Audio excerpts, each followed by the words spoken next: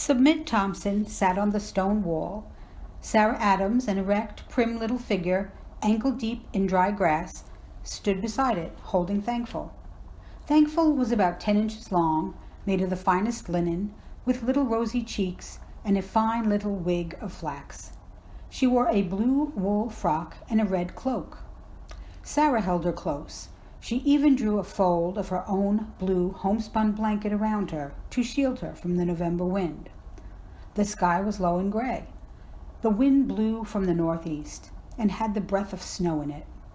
Submit on the wall drew her quilted petticoats close down over her feet and huddled herself into a small space, but her face gleamed keen and resolute out of the depths of a great red hood that belonged to her mother. Her eyes were fixed upon a turkey gobbler ruffling and bobbing around the back door of the Adams house. The two gambrel-roofed houses, the Thompsons and the Adams, were built as close together as if the little village of Bridgewater were a city. Acres of land stretched behind them and at the other sides, but they stood close to the road and close to each other. The narrow space between them was divided by a stone wall, which was Submit's and Sarah's trysting place. They met there every day and exchanged confidences. They loved each other like sisters. Neither of them had an own sister, but today a spirit of rivalry had arisen. The tough, dry blackberry vines on the wall twisted around Submit. She looked, with her circle of red petticoat, like some strange late flower blooming out on the wall. "I know he don't, Sarah Adams," she said. "Father said he'd weigh 20 pounds, returned Sarah in a small, weak voice, which still had persistency in it. "I don't believe he will. Our Thanksgiving turkey is twice as big. You know he is, Sarah Adams." "No, I don't, Submit Thomas." "Yes, you do." Sarah lowered her chin and shook her head with a decision that was beyond words. She was a thin, delicate-looking little girl, her small blue-clad figure bent before the wind, but there was resolution in her high forehead and her sharp chin. Submit nodded violently. Sarah shook her head again. She hugged Thankful, and she shook her head, and her eyes were still staring defiantly into Submit's hood. Submit's black eyes in the depths of it were like two sparks. She nodded vehemently. The gesture was not enough for her. She nodded and spoke together. "Sarah Adams," she said, "what will you give me if our turkey is bigger than your turkey?" "It ain't." "What will you give me if it is?" Sarah stared at Submit. "I don't know what you mean, Submit Thompson," she said with a stately and puzzled air. "Well, I'll tell you. If your turkey weighs more than ours, I'll give you my little work box with the picture on the top. And if our turkey weighs more than yours, you give me... What will you give me, Sarah Adams?" Sarah hung her flaxen head with a troubled air. "I don't know," she said. "I don't believe I got anything Mother would be willing to have me give away." "There's Thankful. Your mother wouldn't care if you gave her away." Sarah started and hugged Thankful closer. "Yes, my mother would care too," she said. "Don't you know my Aunt Rose from Boston made her and gave her to me?" Sarah's beautiful young Aunt Rose from Boston was the special admiration of both the little girls. Submit was ordinarily impressed by her name, but now she took it coolly. "What if she did?" she returned. "She can make another. It's just made out of a piece of old linen anyhow. My workbox is real handsome, but you can do just as you are a mind to." "Do you mean I can have the workbox to keep?" inquired Sarah. "Course I do, if your turkey's bigger." Sarah hesitated. "Our turkey is bigger anyhow," she murmured. "Don't you think I ought to ask Mother, Submit?" she inquired suddenly. "No, for what? I don't see anything to ask your mother for. She won't care anything about that rag doll." "Ain't you going to ask your mother about the workbox?" "No," replied Submit stoutly. "It's mine. My grandmother gave it to me." Sarah reflected. I know our turkey is the biggest, she said, looking lovingly at Thankful, as if to justify herself to her. Well, I don't care, she added finally. Will you? Yes. When's yours going to be killed? This afternoon. So's ours. Then we'll find out. Sarah tucked Thankful closer under her shawl. I know our turkey is biggest, she said. She looked very sober, although her voice was defiant. Just then the great turkey came swinging through the yard. He held up his head proudly and gobbled. His every feather stood out in the wind. He seemed enormous, a perfect giant among turkeys. Look at him, said Sarah, edging a little closer to the wall. She was rather afraid of him. He ain't half as so big as ours, returned Submit stoutly, but her heart sank. The Thompson turkey did look very large. Submit, Submit, called a voice from the Thompson house. Submit slowly got down from the wall. His feathers are a good deal thicker than ours, she said defiantly to Sarah. Submit, called the voice. Come right home. I want you to pare apples for the pies. Be quick. Yes, marm, Submit answered back in a shrill voice. I'm coming. Then she went across the yard and into the kitchen door of the Thompson house, like a red robin into a nest. Submit had been taught to obey her mother promptly. Mrs. Thompson was a decided woman. Sarah looked after Submit, then she gathered Thankful closer, and also went into the house. Her mother, as well as Mrs. Thompson, was preparing for Thanksgiving. The great kitchen was all of a pleasant litter, with pie plates and cake pans and mixing bowls, and full of warm, spicy odors. The oven in the chimney was all heated and ready for a batch of apple and pumpkin pies. Mrs. Adams was busy sliding them in, but she stopped to look at Sarah and Thankful. Sarah was her only child. Why, what makes you look so sober? She said. Nothing, replied Sarah. She had taken off her blanket, and she sat in one of the straight-back kitchen chairs, holding Thankful. You look dreadful sober, said her mother. Are you tired? No, marm. I'm afraid you've got cold standing out there in the wind. Do you feel chilly? No, marm. Mother, how much do you suppose our turkey weighs? I believe Father said he'd weigh about 20 pounds. Are you sure you don't feel chilly? No, Mom. Mother, do you suppose our turkey weighs more than Submit's? How do you suppose I can tell? I ain't set eyes on their turkey lately. If you feel well, you'd better sit up to the table and stone that bowl of raisins. Put your dolly away and get your apron. But Sarah stoned raisins with Thankful in her lap, hidden under her apron. She was so full of anxiety that she could not bear to put her away. Suppose the Thompson turkey should be larger, and she should lose Thankful that her beautiful Aunt Rose had made for her. Submit, over in the Thompson house, had sat down at once to her apple paring. She had not gone into the best room to look at the work-box, whose possession she had hazarded. It stood in there on the table, made of a yellow satiny wood, with a sliding lid ornamented with a beautiful little picture. Submit had a certain pride in it, but her fear of losing it was not equal to her hope of possessing Thankful. Submit had never had a doll, except a few plebeian ones manufactured secretly out of corn cobs, whom it took more imagination than she possessed to admire. Gradually, all emulation over the turkeys was lost in the naughty covetousness of her little friend and neighbor's doll. Submit felt shocked and guilty, but she sat there paring the Baldwin apples and thinking to herself, if our turkey is only bigger, if it only is, then I shall have Thankful. Her mouth was pursed up and her eyes snapped. She did not talk at all, but pared very fast. Her mother looked at her. If you don't take care, you'll cut your finger, she said. You are in too much of a hurry. I suppose you want to get out and gossip with Sarah again at the wall, but I can't let you waste any more time today. There, I told you you would. Submit had cut her thumb quite severely.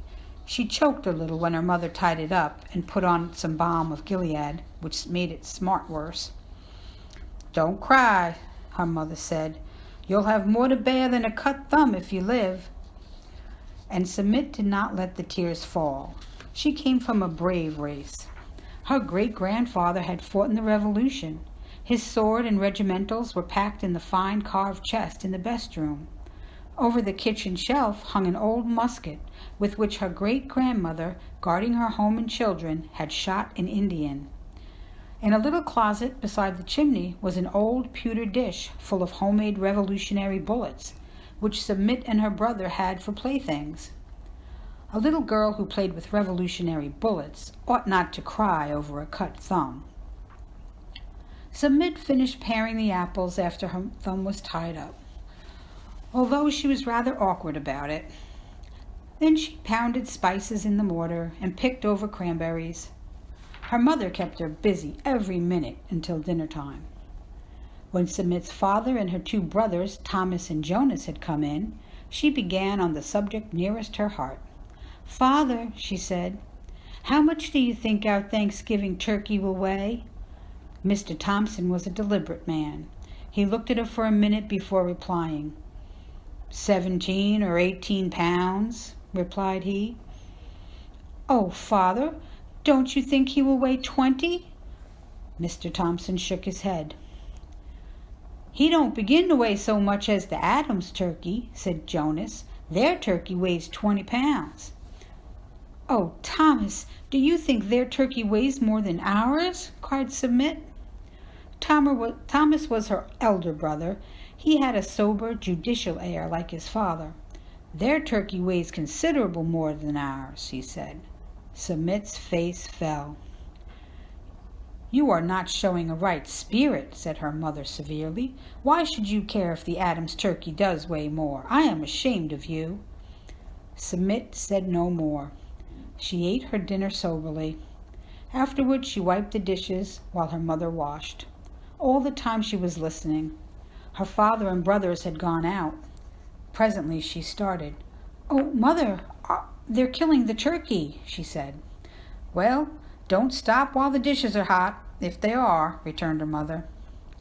Submit wiped obediently, but as soon as the dishes were set away, she stole out in the barn where her father and brothers were picking the turkey.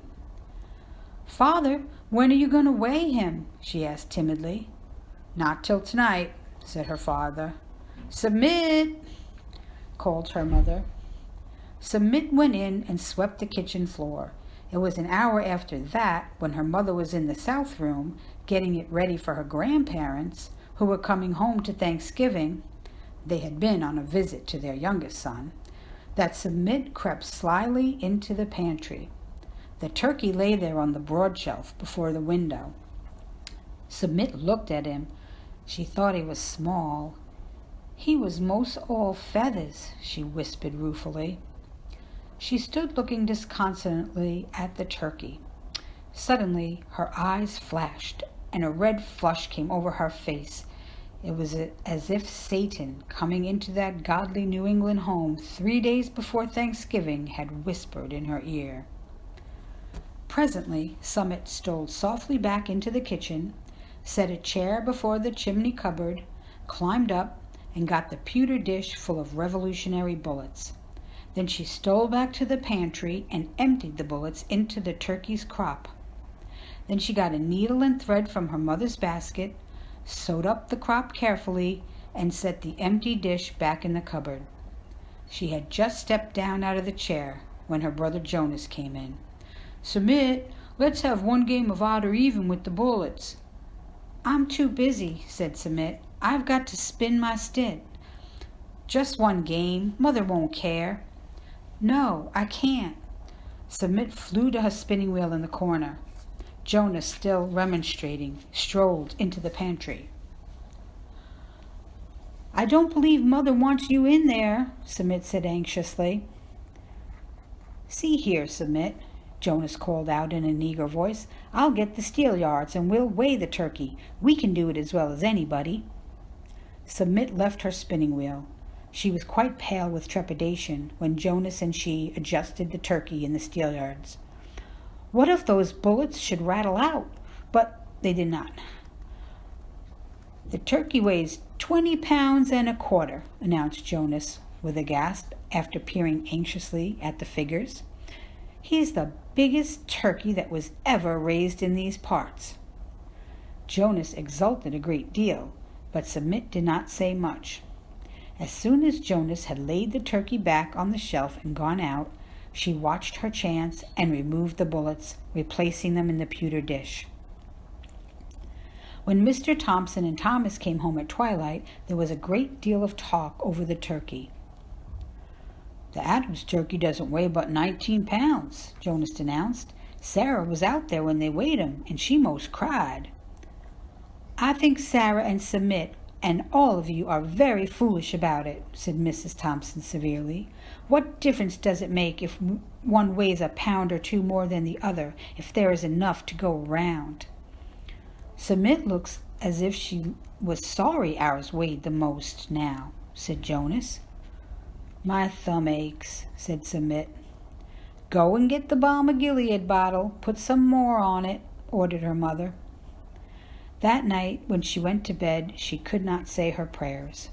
When she woke in the morning, it was with a strange, terrified feeling, as if she had climbed a wall and into some unknown, dreadful land. She wondered if Sarah would bring Thankful over. She dreaded to see her coming, but she did not come. Submit herself did not stir out of the house all that day or the next, and Sarah did not bring Thankful until the next morning. They were all out in the kitchen about an hour before dinner. Grandfather Thompson sat in his old armchair at one corner of the fireplace. Grandmother Thompson was knitting, and Jonas and Submit were cracking butternuts. Submit was a little happier this morning. She thought Sarah would never bring Thankful, and so she had not done so much harm by cheating in the way of the weight of the turkey. There was a tug at the latch of the kitchen door. It was pushed open slowly and painfully, and Sarah entered with Thankful in her arms. She said not a word to anybody, but her little face was full of woe. She went straight to Submit and laid Thankful in her lap. Then she turned and fled with a great sob. The door slammed after her. All the Thompsons stopped and looked at Submit. "Submit, what does this mean?" her father asked. Submit looked at him, trembling. "Speak," he said. "Submit, mind your father," said Mrs. Thompson. "Why did she bring a baby doll for you?" asked Grandmother Thompson.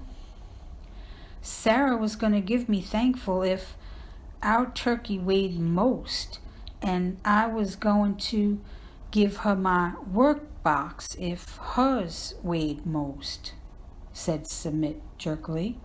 Her lips felt stiff. Her father looked very sober and stern. He turned to her. When Grandfather Thompson was at home, everyone deferred to him. Even at 80, he was the recognized head of the house. He was a wonderful old man, tall and soldierly, and full of a grave dignity. He looked at Submit and said, and she shrank, "Do you know that you have been conducting yourself like unto the brawlers in the taverns and alehouses?" "Yes, sir," Submit murmured, although she did not know what he meant. "No godly maid who heeds her elders will take part in any such foolish and sinful wager." Submit arose, hugging Thankfully, convulsively. She glanced wildly at her great-grandmother's musket over the shelf. The same spirit that had aimed it at the Indian possessed her, and she spoke out quite clearly. "Our turkey didn't weigh the most," she said. "I put the Revolutionary bullets in his crop." There was silence. Submit's heart beat so hard that Thankful quivered. "Go upstairs to your chamber, Submit," said her mother, "and you need not come down to dinner. Jonas, Take that doll and carry it over to the Adams house." Submit crouched beside her little square window, set with tiny panes of glass, and watched him. She did not cry. She was very miserable, but confession had awakened a salutary smart in her soul, like the balm of Gilead on her cut thumb. She was not so unhappy as she had been. She wondered if her father would whip her, and she made up her mind not to cry if he did. After Jonas came back, she still crouched at the window.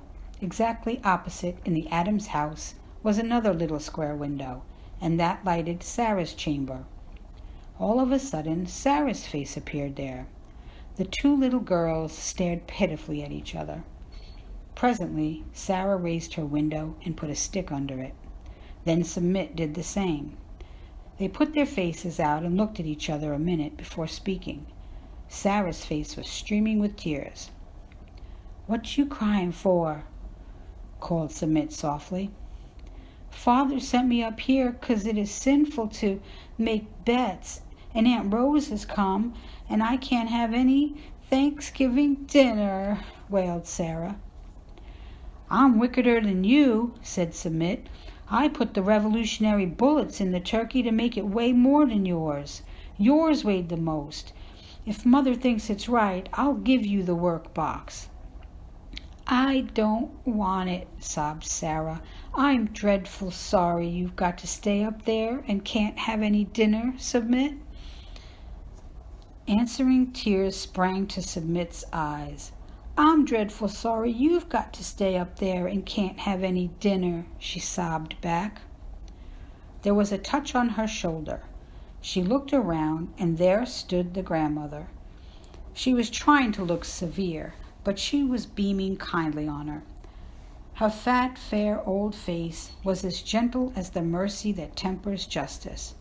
Her horn spectacles and her knitting needles and the gold beads on her neck all shone in the light.